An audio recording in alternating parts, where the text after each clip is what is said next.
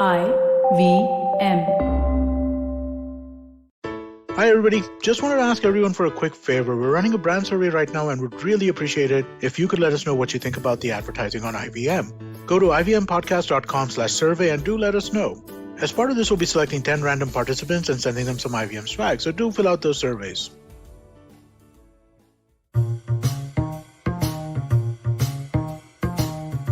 Hello and welcome to the Wire Talks. I'm Siddharth Bhatia. The grand old party of Indian politics is in shambles. With a weak presence in parliament of only 44 seats, the Congress has lost much of its voice and influence. Its state governments are racked by internal dissent and the leadership cannot seem to make up its mind. It's the classic case of the centre not holding. Much of the blame is laid at the door of the Gandhi family, Sonia Gandhi and her two children, Rahul and Priyanka, and their grip on the party. But is that the only reason? Today's guest, Professor Neera Chandok, has been studying Indian politics for a long time. She was professor of political science at Delhi University and is now a distinguished fellow at the Center for Equity Studies. The author of several books on politics and civil society, she now contributes regularly to newspapers and online portals. We are one of the platforms that she writes for. She tells me she also loves Hindustani classical music and detective novels. Neera Chandok, welcome to the Wire Talks. Thank you, Siddharth. Thank you for inviting me to this program. What do you make of the Congress today? Is it in the worst crisis ever of its 135-year-old existence? You know, the Congress has always been in crisis. I remember in 1912, reading Nehru when he wrote about his first entry into the annual party Congress. And he said, here they were all these guys, 1912, he said they were all these guys in top hats and frock coats. And the tension, there was no political tension. It was like a social gathering. And honestly, by 1920, the Congress would have become irrelevant, except for the fact that Gandhi joined it and brought it to the people. So the Congress started off as an elitist party. And I have the uncomfortable feeling it's lapsing into one. You know, a party that is not in touch with what the country needs and desires. It's unable to even tap the discontent with the present government. And that is a tragedy. That, I think, is a political tragedy. But it still has some state governments and is part of other state governments in Maharashtra and elsewhere. In the last elections, it polled 19% of the votes. Do these count for anything at all? No, of course it does. I would say that the ideology of the party is extremely significant for today's India. It always has been. The only problem is we don't quite know what this ideology is. And I think it's time the Congress looks at what it stands for, reinvents itself, and makes it relevant to the needs of our country. For instance, it could take a cue out of the anti-CAA movement by the young people in December 2019 till February 2020. What were they talking of? They were holding up the Constitution. They were talking of Bhagat Singh Gandhi and Ambedkar, and they only had one concept and one word on their lips, and that was Azadi. You know, if the Congress was to starkly proclaim its commitment to the Constitution, which I'm afraid is being eroded every day, its commitment to a second freedom struggle, and tell us what it stands for, it will probably attract many more votes than just 19%. And incidentally, the disjunction between the vote share and the number of seats a party gets in parliament is one of the endemic problems of the first past the post electoral system. So the BJP's overwhelming presence in Lok Sabha has very little to do with its electoral. It's only 37% of the people. So that means 63% of the electorate did not vote for it. And the Congress should be targeting these people. Why it's not doing so is beyond me, because it's too racked by internal factionalism. What do you say about the party not being actually clear? I would say one step ahead. It's kind of also managing to gather its own people to really say, this is what we stand for, and this is going to be our one-step program. This is a freedom struggle, no less. Our core values are being eroded, and let us fight to retrieve them. But to play devil's advocate, the Gandhis, at least Rahul and Priyanka, do go out on the streets and try to talk about a little of this, though maybe not clearly. But he is on point attacking the BJP. But I've noticed over the years that many of his own colleagues, many of the people he trusted, have not joined him. I have not seen any kind of great Congress march.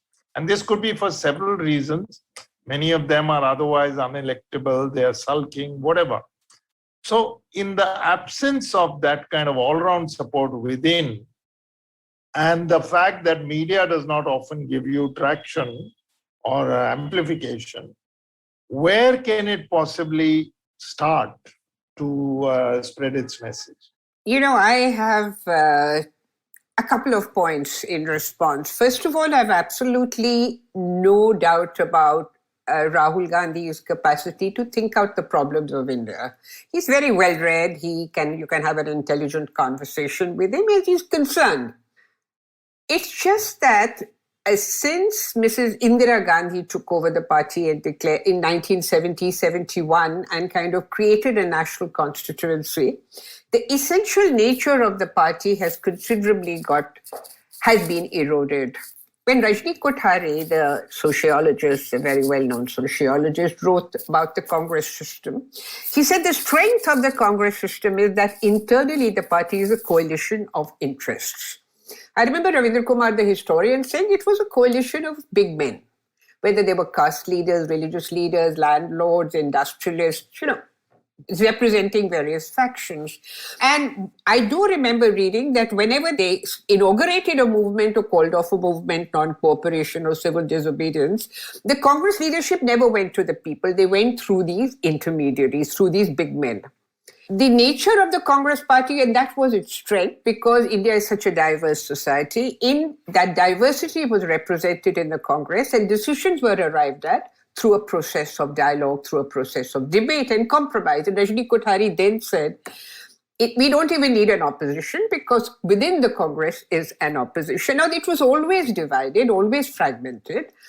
I remember reading that when Gandhi initiated his non-cooperation movement in 1920, no leader except Motilal Nehru supported him, till they went back to their constituencies and found that Gandhi had a big following. That deliberative nature of the Congress, that ability to compromise through discussion and debate has been completely eroded ever since Mrs. Gandhi creates a national constituency for herself and kind of does away with regional leaders. Since then, the party has become a bit of a darbar. And we've arrived at a stage where the top leadership of the Congress can't stand each other. They cannot agree on any candidate except the Gandhis. So I think the Gandhis, and I agree with you, it is Rahul Gandhi who's raising these issues again and again and again. The only problem is that the trolls, whichever political dispensation they belong to, have been very unfair to him because they lampooned him even before he made his entry into electoral politics by calling him all kinds of names. And that lampooning stuck. So when he does good things, then somebody will be dismissive about him. And I really think he's been subjected to great injustice. Let them recast the Congress party, let them give regional representation to all parts of India and encourage dialogue and debate. And I have no doubt, history throws up its own answers, that the party will be the answer to many problems that India faces. Much of the blame is laid at the door of the Gandhi family. As you said, the BJP systematically attacks and lampoons Rahul Gandhi. Many so-called independent, neutral commentators are glad to join this chorus and coming up with their own prescriptions. Congress must go away, Gandhis must leave the party itself or take a holiday or whatever. And the party must certainly take the blame. But is there all to it? Remove the Gandhis and all will be well? No, I don't think that is going to resolve the problem of the Congress party. And the problem is that it is too fragmented. Now, either you recognize this fragmentation and allow and encourage a culture of debate. You see, when the G23, so-called G23, raised certain issues on August 24th last year, 2020, where was the need to see them as anti-party? People of your own party have raised issues that are fairly valid. Sit down and have a debate. The whole party was divided between pro-Gandhis and the anti-Gandhis. Those G23 guys, and some of them are very, very distinguished in their own right as politicians. They've been chief ministers. They have been very active in Congress politics. They're raising issues. That is endemic to every party. You have a right to ask your leadership to answer certain questions that you have raised. I mean, in old days of Marxism, it used to be called democratic centralism, that you listen to people, that they never practiced it, but still. Instead, the whole debate became so polarized, I was astonished. It's perfectly legitimate. They should have started a debate. Instead, that one response was to hail the Gandhis as the only solution. The other support was to say we need to have a full-time leader. We need to, to be in touch with what people... We are losing a lot of elections. And that, I think, is one symptom of the inability of congressmen and women to sit together and talk about things. And that perhaps is a problem of dynastic politics, I have absolutely no problem with Mrs. Sonia Gandhi. I think she never did anything wrong. But to have three members of a family deciding on the future of elected representatives, like they did to Amrinder Singh in Punjab, is simply bad politics. It's bad politics. This is not the way you handle people who have been elected. You have respect for them. And they made a mess in Punjab. They've really made a mess. I hope they recover in UP with their new ploy, but that is the problem. I think what the media calls the image, there is something, the optics are not quite right about three members of a family deciding what elected leaders should do. It goes against the grain of parliamentary democracy. Which actually brings me to my next question, which is that dynasty is prevalent in every party barring the left, CPM, CPI.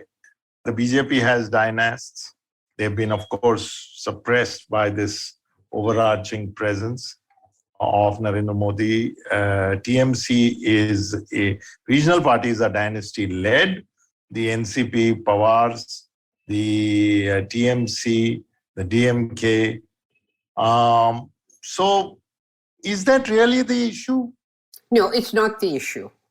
But what I'm saying is that if you've inherited a mantle of power, you must be able to do more than make periodic attempts or periodic attacks on the party. The pandemic 2021, more than 2020, left a majority of the country dissatisfied with the present regime, with the BJP regime. Why don't you tap into it? The problem is that the political party today in India is being managed by administrative people. It's being managed by management experts. So you'd have a problem, you get somebody who's very good at management. These are not administrative issues, these are political issues. I personally think, for instance, that 2019 election, the Congress gave us a very good manifesto. But politics has reached a new low in terms of vulgarization. And an intellectual manifesto is not going to work. You say straightly and simply, this is the problem, guys, we're going to have no protection left. We are going to honor the Constitution. They made the Constitution. The Congress was dominant in the Constituent Assembly. Let them revisit their own history and present themselves as the answer to India's problems. And if they cannot tap discontent, then there is something about the strategy of the party which needs to be looked at. Yeah, well, when you say management experts and you can add technocrats to it, That is, in fact, a bigger problem with the government. All parties, yeah. And with all parties, because we are now entering a phase where there is a disdain for humanities. I'm taking a wider look at it. Kind of people scoff at the very term intellectual, who may provide you all kinds of context. And then some guy with a foreign degree will sit down and say, let me look at it, present a PowerPoint and all that. I'm caricaturing. Yeah, sure. Yeah, sure. But that unfortunately has become the prevalent culture, because even when you talk to people who come from the corporate background or something, their answer is always appoint a CEO, take a board of consultants. And the fact that ultimately it's the people count, and good MPs and good MLAs and good corporators are your voice. They pick it up from there, and they're the voice of the people, and they transmit it, and then that they input into. But never mind. I mean, sticking to this point of the Gandhis, if not the Gandhis, then who? Who can provide the glue to hold the party? Who has a national presence and an appeal in different parts of the country? When Sachin Pilot temporarily left his government and went into a kind of huddle to talk to various other organizations, the Delhi media was, who loves him because he is socially acceptable, was going on about how he would be a good leader. But he has no following, barring a certain slice of Rajasthan. I don't know whether he, or Shashi Tharoor for that matter, I don't know whether they have a presence, political presence, in every part of the country. So who can come in? I think Sachin has one thing to his credit. He built up the Congress in the Rajasthan. Let me make it clear. I'm not, Sachin is not a politician. Yeah, I know, I understand. That popular base, yeah.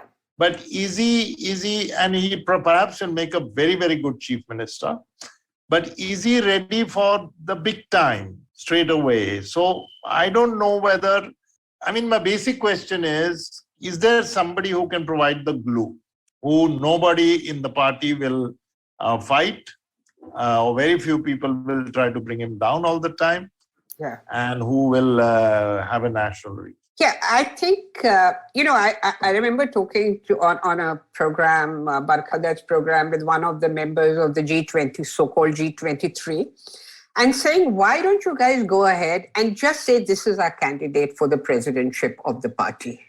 Let's have an election. Give us a candidate. You have got bright people.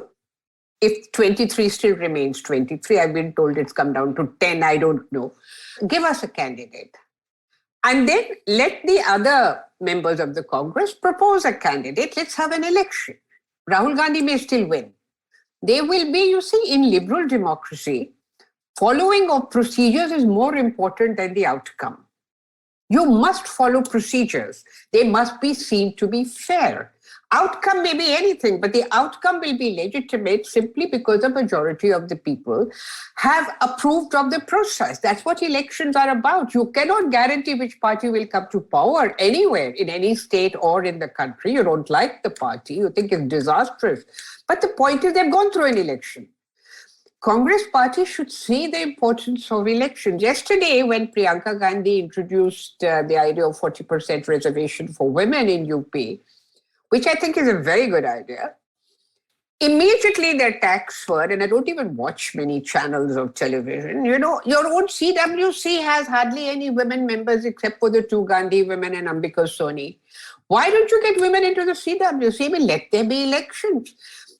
Elections are important because it's not only important to be fair, you should be seen as fair. Now, if you've been challenged by a section of your own people, right, let's decide through elections. Why must it be seen in terms of anti-Gandhi, pro-Gandhi? I've never understood the reaction of the Congress party. So in a way, the adoption of liberal democracy is a stress on processes. You say not an individual, but an institution.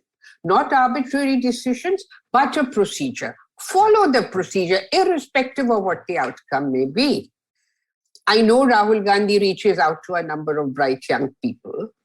I know he's conscious of the need to create an ideology, but which is clear and which opposes whatever is being done in the country today.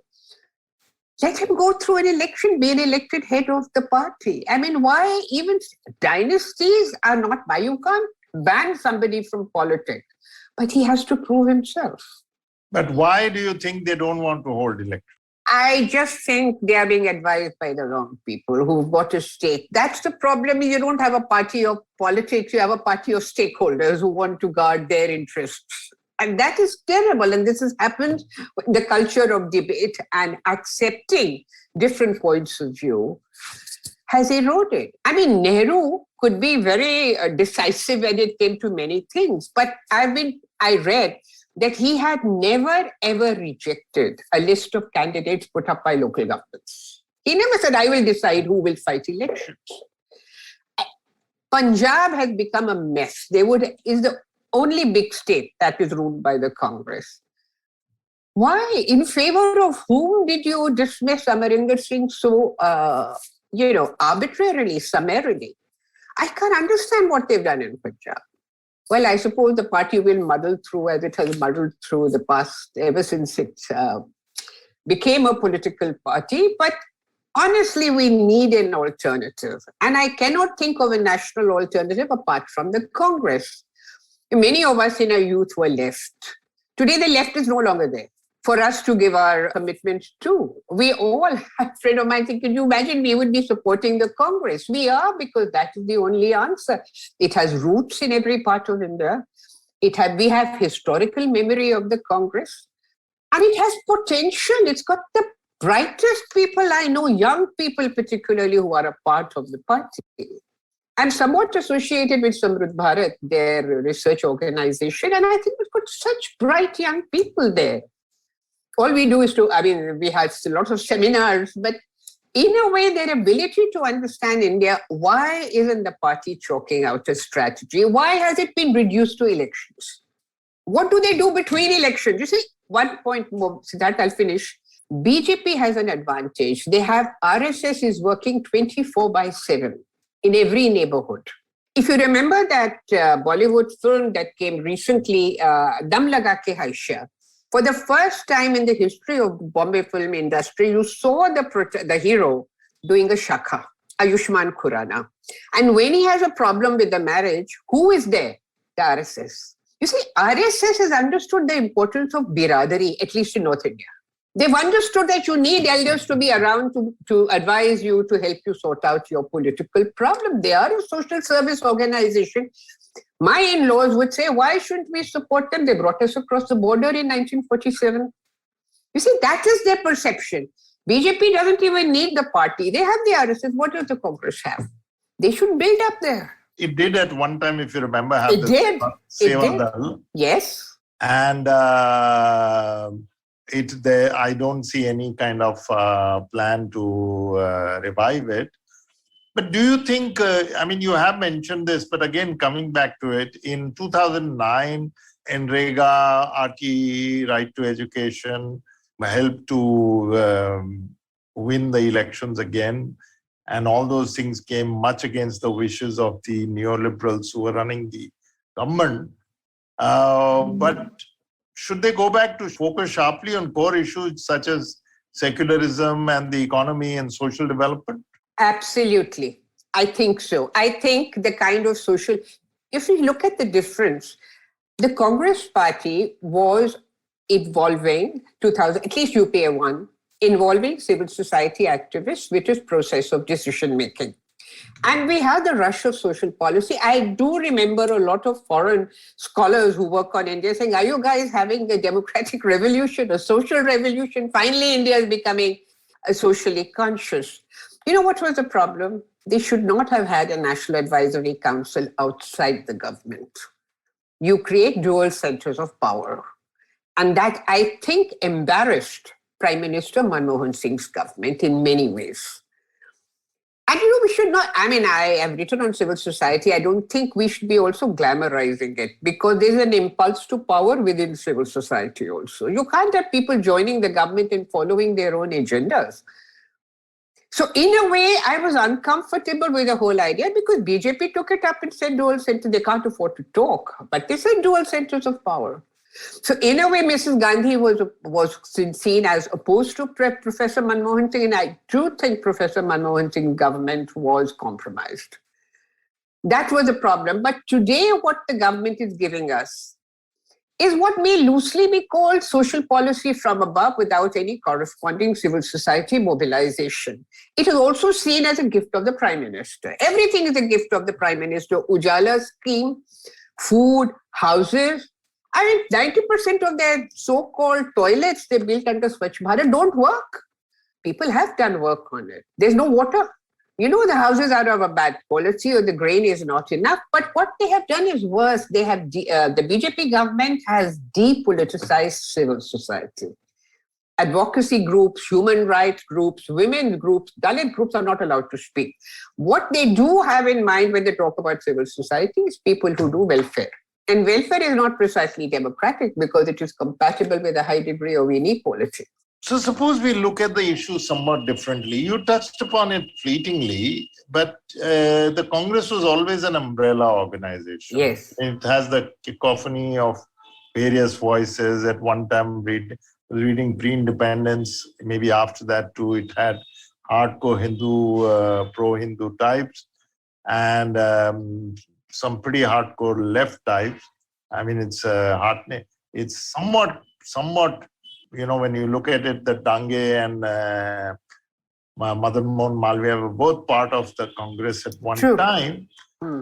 So suppose we look at the Congress no longer now has the support of many constituencies, the Dalits, the Muslims, the upper caste, because many other parties have carved out those slices of the pie, thereby leaving the Congress without any wider. Today, that dissent that was absorbed by the organization just sounds like so much noise, because it's such a tiny party. G23 at a particular time in its history would have been fully co-opted, understood. Sure. They probably would have had discussion. And that's the other thing. The Congress is a master at co-option. But getting them back, those constituencies, getting them back, or getting, let's say, another constituency, the neutral voter, the fence sitter, the young voter, that's going to be a big problem, isn't it? Yes, but not if they have their ear to the ground. And I do think, again, we should look at what the anti-CAA movement did, or series of movements, simultaneous movements. They were talking of Azadi, and if you ask me today, the one concept that will resonate, Azadi ek bar fir. People miss freedom.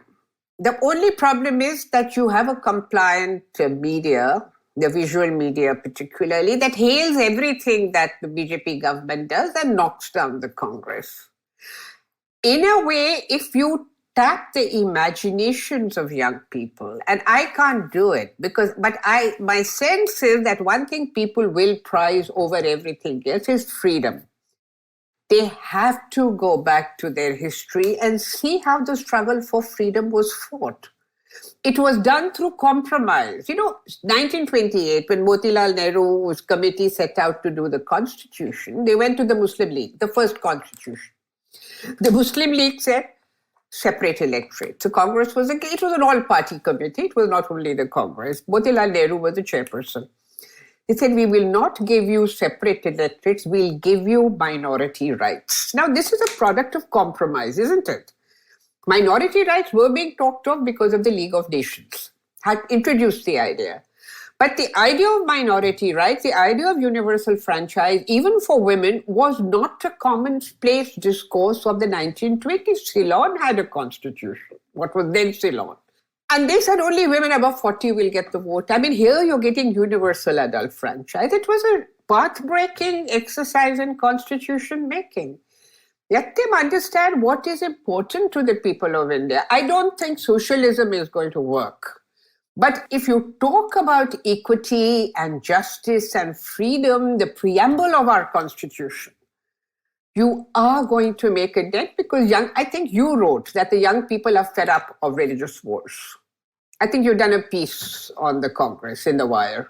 Maybe you'll be able to tap their energies, but you'll need more young people to tell you how they should go about it. And they'd have no dearth of very, very bright young people. And supporters, at least from what one Yes. sees on the social media. Yes. We'll be right back after this short break. $100. That's all it takes to begin your journey with Bitcoin and Ethereum. No, really. With CoinSwitch, you can start investing in over 100 cryptocurrencies with just 100 rupees.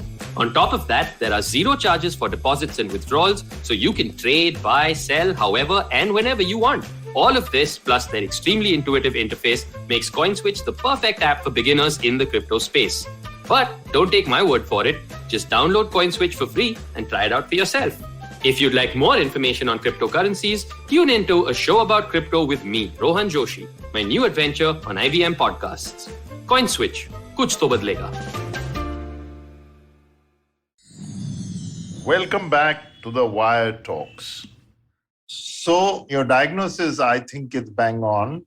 Some of the ideas and the solutions, shall we say in quotation marks, because there are no easy solutions, are also on the right track. But I mean, let's say I give the pessimistic point of view, which I think I can say with confidence, maybe the realistic point of view. Can it really do that? Because isn't it hampered by its own real serious weaknesses? The obsession with not saying anything about the Gandhis, the control, the optics of that control, and the larger environment where everything that this government and Prime Minister Modi does is a masterstroke. Everything Rahul Gandhi does is is of no value, and much more that is hurled at him.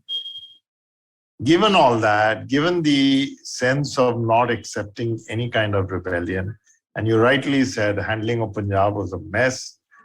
I mean, why remove him 3 months before the election to begin with? Do you really think there's hope? I do think there's hope. I do think. Only if Rahul or Priyanka, whoever want to take over the leadership, exercise some imagination in one, reaching out to former members of the Congress who are now heads of separate political parties. And secondly, creating a manifesto which is overtly political, or a common minimum program that is overtly political. Saying, guys, we stand for this. Start with elections. Why are they postponed elections for another year? All right, this is our candidate. What is your candidate? Let everybody stand for election, irrespective of the outcome. They will be seen to be legitimate. You can't go on. I remember many years ago talking to a friend, what do you think will happen if there are elections? She said the mind boggles. You never know what will happen. But we are very fairly sure what the outcome will be. Still, let us follow procedures within the party. I'm not a party person. I'm not an insider. I don't know what is happening.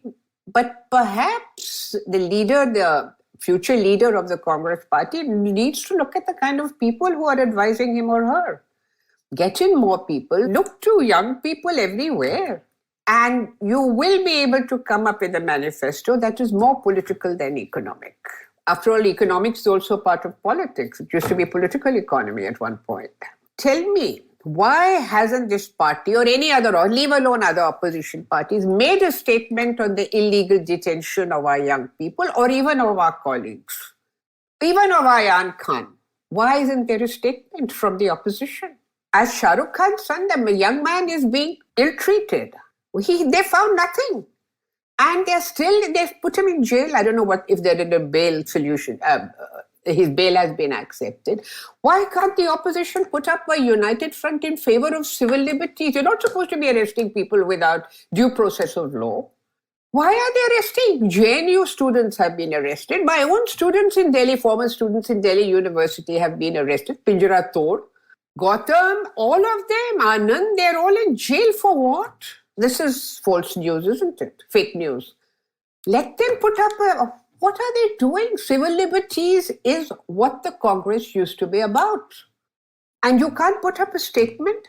Why? Because the young man's name is Khan? I mean, I'm really fed up with this Muslim bashing from all sides.